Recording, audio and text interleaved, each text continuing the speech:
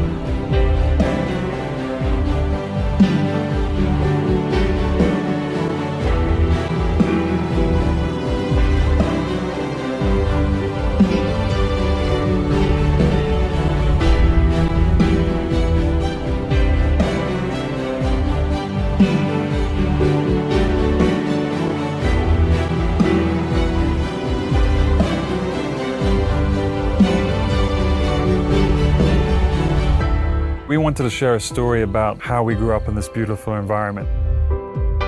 One of the things that was really unique about 34 years ago was that the majority of the wild nature reserves were all national parks. Today, they are predominantly private safaris. And there's a big difference with that. My father, when he started this place, started it as a private safari, and it was very much designed kind of as a rehabilitation style safari, in the sense that your animals are going to be safe, they're going to be able to repopulate.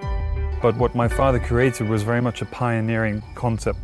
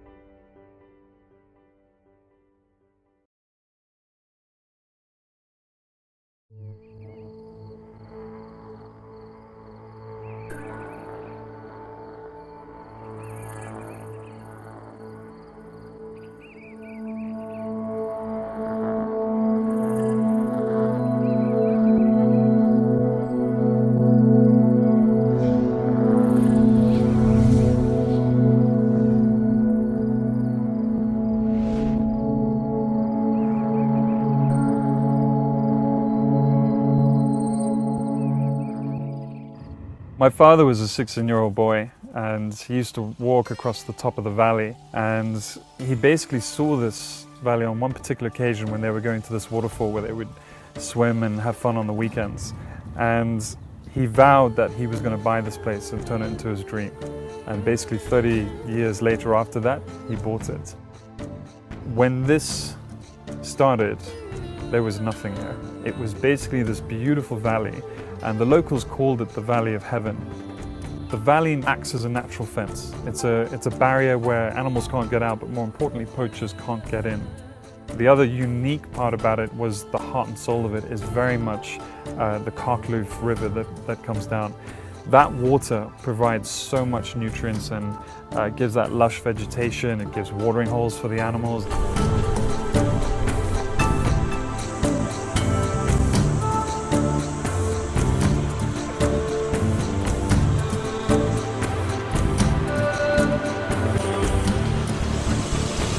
The great thing about going to the Karkloof Falls is that as you go through the valley, you suddenly come to this incredible rainforest. and you have this beautiful path that walks all the way up to the Kaklu Falls, and you can hear the river, you can hear the roar, and it gets louder and louder and louder, and then suddenly you're opened up by this immense beauty of this cascading water and the sound and trees, that lush vibe, and you have just this mist of water that comes through.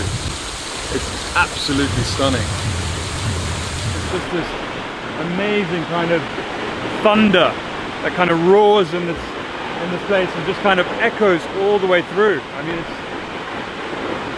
just listen.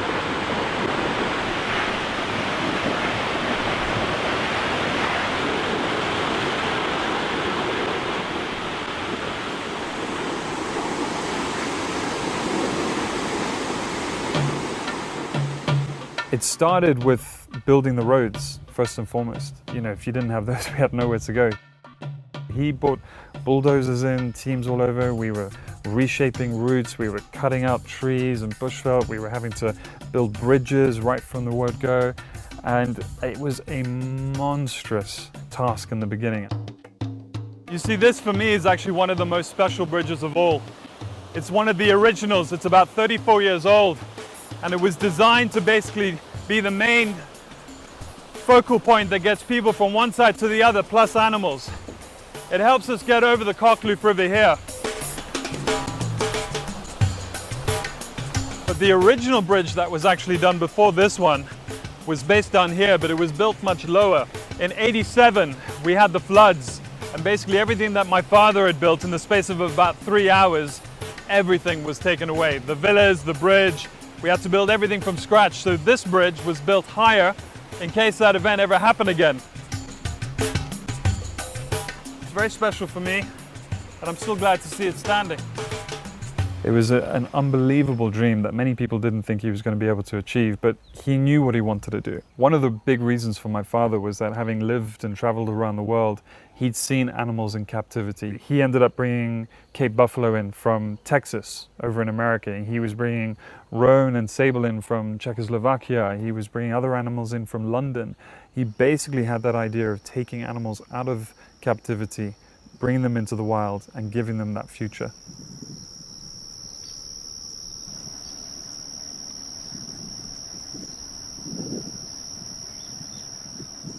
When we had giraffe in the beginning, we only had about 8 of them. Now there is loads, and we're going to see a lot more later on. This is unbelievable how close that we're actually getting. Like, a big part of you just wants to go up and try and get as close as you can, but this is the wild, this is nature, this is not what my father would have wanted. It's about being in their habitat, not in ours. Even though we set this up, it's for them.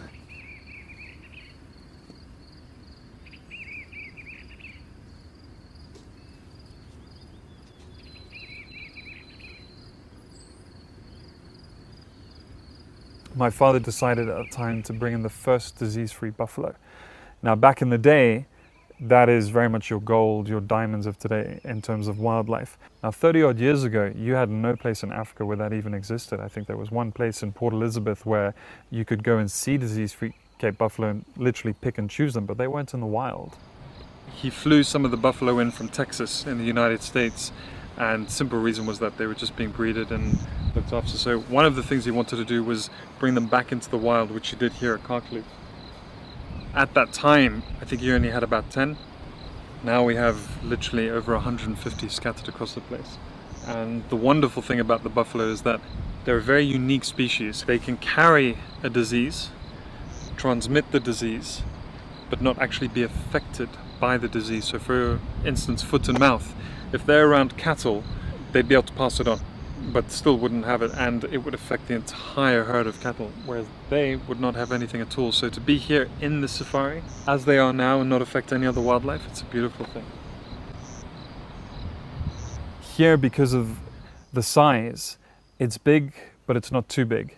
It gives the ability that any person that wants to come in here and have that experience, they'll be able to see wildlife within half a day, and pretty much all of the wildlife in a beautiful habitat. That was one of the biggest things that my father wanted, and especially for the children of then to be the future ambassadors moving forward, to be able to get up close to wildlife and not only just have that experience of seeing them, but being able to learn and understand the importance of why we set up this place, why it is so pivotal for the future of animals to have a place like this where they can be protected and looked after and able to reproduce and have babies that are able to reproduce themselves. The importance was unbelievable back then.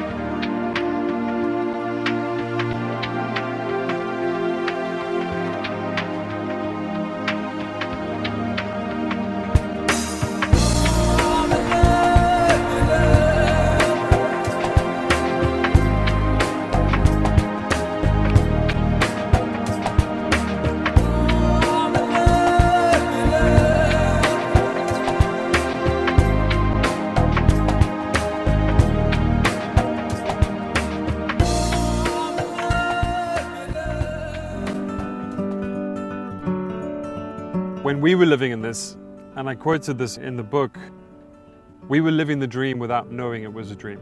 Being a young boy growing up until 5 or 6 years old before I'd gone to boarding school and experienced the other side of life, I just took this as the norm. You know, being surrounded by rhinos and giraffe and elephants and things like that, I just thought it was what every other kid had. But I had freedom just to go and enjoy and make my own mistakes and learn from my mistakes. It was all about experience. And that was the beauty about being young, growing up in this environment.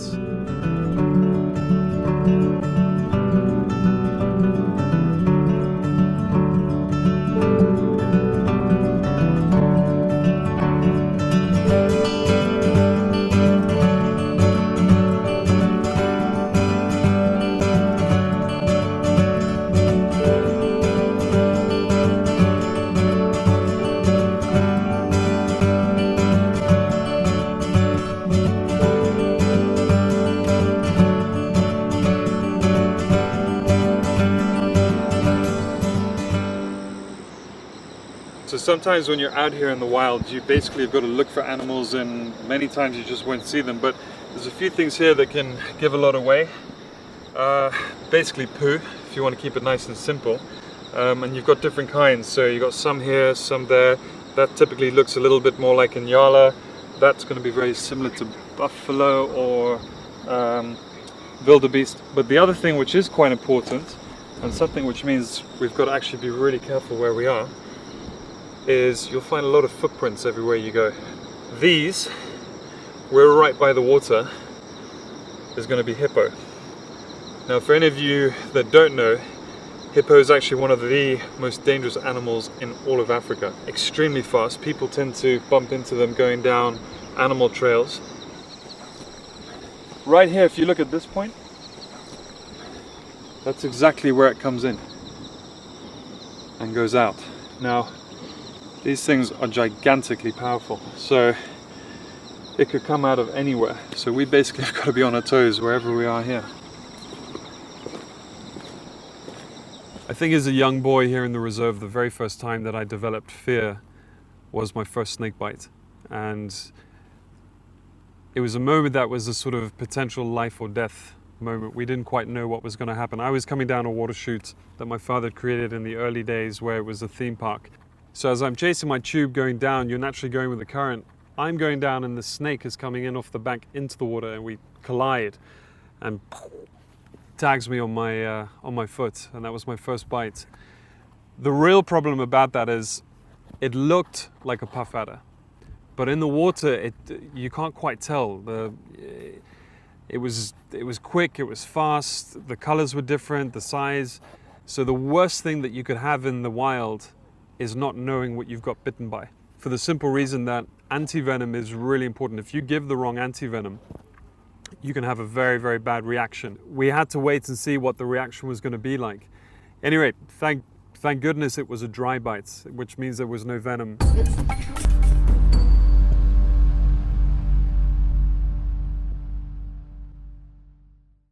The thing that I love the most about my parents is that they had this sort of yin and yang about the wild. My father wanted to very much keep the wildlife free and out there, and my mother was the same, but she had that softer side of enjoying the pets. And I think my mum had a wonderful way of kind of giving me those additional softer elements of being in the wild. And she was a city girl. She was born in Cape Town. You know, to come from a metropolis such as that, which is absolutely stunning and beautiful, to then come to a place like this in the wild, having had horses and domestic pets, to suddenly rhinos and buffalo and everything else like that.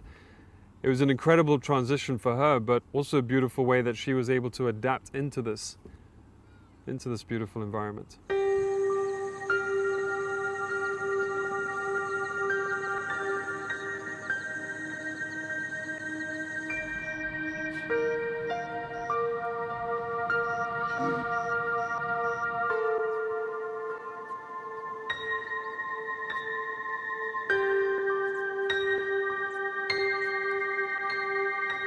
When setting up this place, one of my father's biggest and most important factors was being able to create an environment where children could come and learn. And for me, that is just as important as it was back then. I very much would love to see more children come and experience the same things that I had. Come on, hop on up. My earliest memory was with Big Boy the rhino. He and I were roughly the same age growing up all the way through. And one occasion I was basically throwing stones at his bum, trying to get his attention, kind of playing chicken. And at one point he just turned and started charging for me. And I was about 5 or 6 years old at the time, and there were no trees around. I was totally in the open. But basically there was this dip sort of dropping down on the side, and I just hurled myself down there, knowing that he wouldn't be able to come down. It was a wonderful lesson that I learned, and I felt really bad for doing it, but I was playing around, I was young, and those kind of things you had to learn quickly. Have you had any problems here with the wild animals? No. Any dangerous encounters? No. Has a rhino charged you? No. You've got all of that to come. Yeah. Now, what do you do if a rhino charges you? Jump over something? Jump over something? Well, it'll have to be pretty big, right? Yes. But if a rhino charges you, you want to stand still. Because 9 times out of 10 it's going to go, whoa, just to give you a little fright, and then see what happens. You'll learn when there's a mock charge, you'll learn when a mother is just being protective and gives you that kind of warning. And those were great things as a child, because you learn those elements and those lessons that become very, very valuable later on for your survival. But with Big Boy, you never knew. I think one of our saddest moments with Big Boy was on a particular occasion where our elephant trainer Doug was feeding them with pellets, especially when they were a bit younger, and Big Boy was coming to maturity. And for whatever reason, he just stuck his horn straight through Doug, thrown into the air, totally torn open, and it was a horrific moment. The beautiful thing about it, Doug survived. We didn't put Big Boy down, nor did he want that either, so it's a great testament to Doug.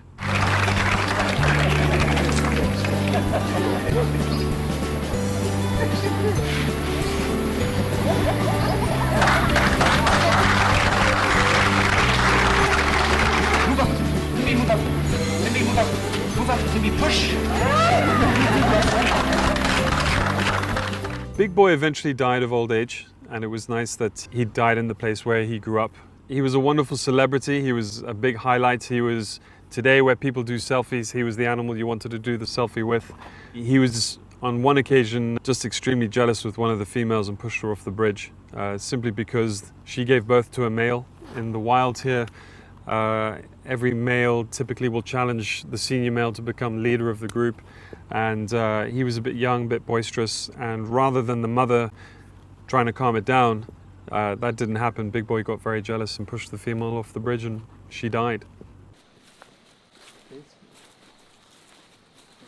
So when I was a little boy, I was about 7 years old, and one of these Nyala came walking out the bush over here, and she'd had a big cut on the back of her leg, but she walked up to me as if she was asking for help. And we basically looked after her for about 4 days. We put her in a boma, okay, so that she couldn't get out. We made sure her leg was okay. But basically for 3 months, she became my friend, and we called her Gabby. When we had them, there was about 8. Now you have over 200. And if I'm right, I think this is your favorite animal, isn't it? Yes. Would you prefer to have an Nyala as a pet, or would you prefer to have it wild? Wild. Why? Because every time I look at them, they seem a little bit wild. They're kind of inquisitive, aren't they? Yeah. Being out in the wild and being so remote, you got to learn to entertain yourself a lot. I think being a young boy, you've naturally got that adventurous spirit and you want to go out there and just see what's there, explore it, get into whatever danger you can.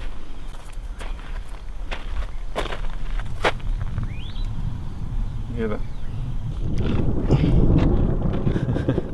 It would be beautiful if she just came right now. It would be like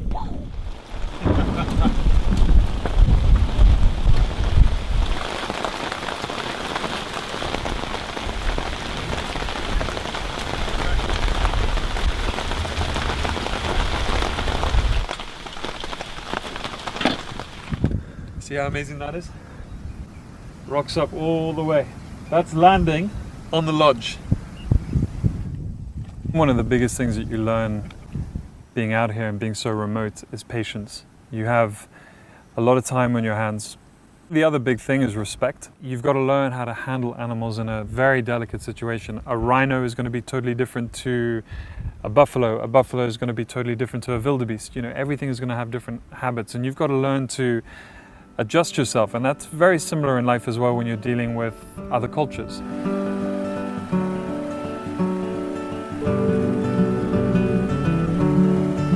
When you have those lessons with the animals, it's very similar to how you are with people. You know, you've got to handle yourself correctly, you've got to earn trust, and you've got to do your part to be able to kind of be in that environment with them and know that you're not a threat. It's the same as with other people, whether it's in progression of a job, whether it's just meeting strangers, whether it's understanding that you're in someone else's country, not your own. A lot of different things that the wild can teach you.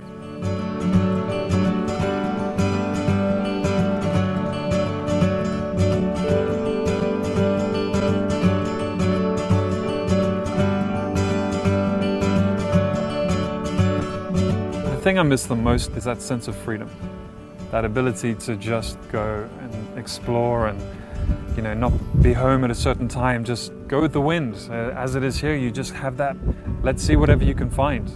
And it's a beautiful experience. It's a scary experience at the same time, but it also makes you realize quite how alive you are. And I think that is a unique thing that you really can't quite find anywhere else.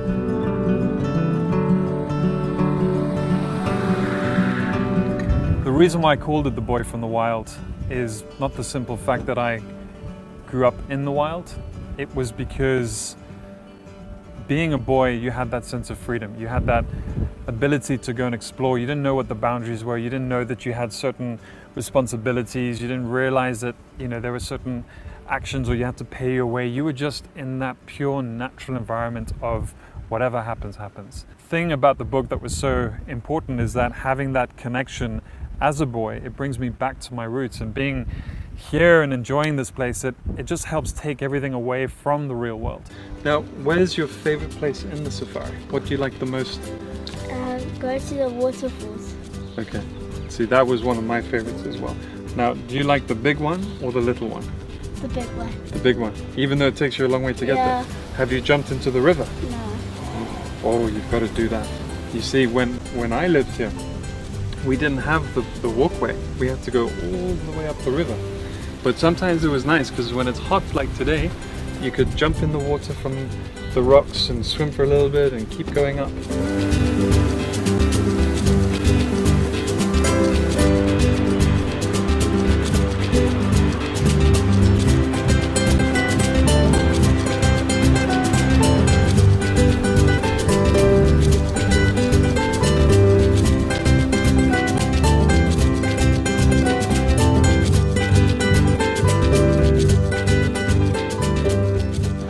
5 years old, I had a Zulu friend who was one of my best friends, and we walked across the top of the valley and came out, but I came in between a baby wildebeest and her mother. My friend was about 20 feet behind me and jumped up one of those big acacia trees. Me at full flat on the ground because I had nowhere else to go, and the mother ran right over me. She was protecting her baby, and as you will know, being here in the wild, what's one of the worst things about a mother and a baby? Because the mother is protecting the baby. Exactly.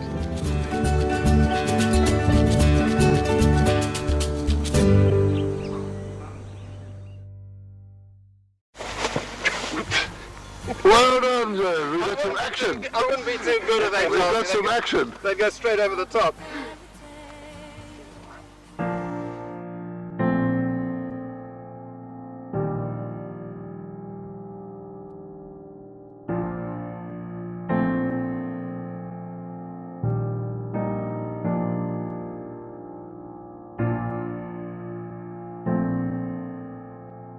My father called me my boy. He was in my arms when he died. It's been really weird because this is the only true place that I've ever felt like he's still alive in some ways by what he did for this place and the animals and creating this life and being able to come back here and just see them thriving. It's something just truly him. And I wish it was him here telling the story, not me. He was just such a good mentor to me. If there was ever a time you're going to feel like a child, whatever age you are, is when your parents give you that hug that you just know you're smothered with love. And I was so lucky to have that because so many kids these days, you know, especially in urban areas, they've got tough upbringings and some families that have just not been around, and there I was, and I had so much of it. I'm really, really lucky. I just miss him, man.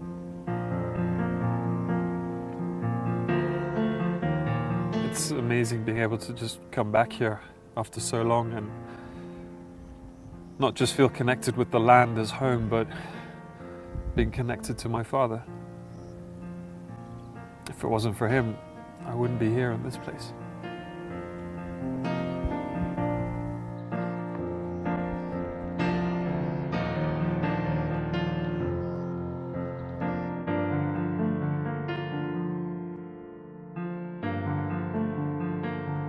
Throughout my life, my father was my greatest mentor. And for someone who did so much in his life in terms of work within the property development to what he's done here in this beautiful part of the Karkloof Safari and how he brought all the animals in from everywhere else, he was just such an enlightening man. He was giving, he was forgiving, he was able to just give wisdom to anyone and everyone, and he just helped. And for me throughout my life, whether I was here in the safari, whether I was working abroad, whether I was having to fire the first person ever, he was there for me. He was giving great advice. Peter is a nice guy, and I learned so much about him. Being with Sharon today was absolutely amazing for me. Not only did I hope that I was able to sort of pass the flame on to her, she helped let me relive my childhood, and I felt a boy all over again being able to take her around. He teaches me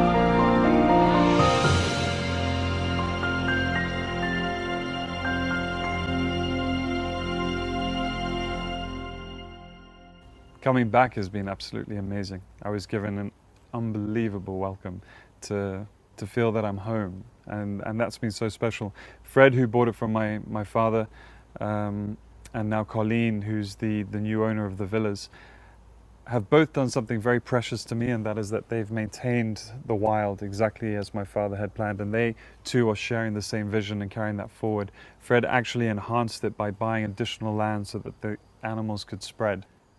That's amazing for me, and that's an incredible thanks to them that they share the same vision. And for that, I'm really happy being back here. Oh, I'm sorry, man.